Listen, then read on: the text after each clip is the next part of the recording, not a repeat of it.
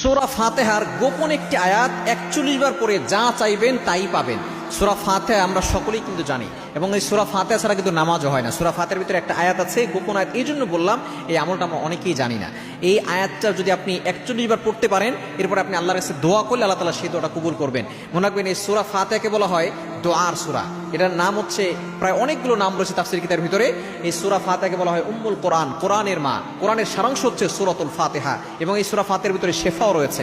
আপনি যদি অভাবে পড়ে যান, বিপদে পড়ে যান, কষ্টে পড়ে যান, তাহলে এই সূরা ফাতিহার একটা আমল করবেন। সূরা ফাতিহার ভিতরে একটা আয়াত আছে, ইয়্যাকা না'বুদু ওয়া ইয়্যাকা নাস্তাঈন। কিভাবে আমল করবেন আমি বলে দিচ্ছি।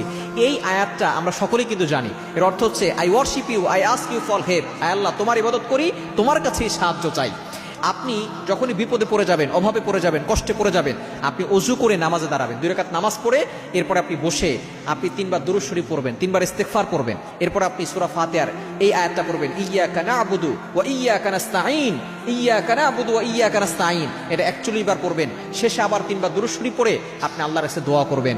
আপনি অভাবে আছেন, বিপদে আছেন, কষ্টে আছেন, মুসিবতে আছেন, সন্তান কথা শুনছে না, স্বামী বিভিন্নভাবে আপনাকে নির্যাতন করছে, মেয়ের বিয়ে হচ্ছে না, যত ধরনের সমস্যা থাকুক না কেন, আপনি যদি এইভাবে আমল করে আল্লাহর কাছে দোয়া করতে পারেন, দেখবেন আপনি আল্লাহ পাক রব্বুল আলামিনের কাছ থেকে সাহায্য পাবেন।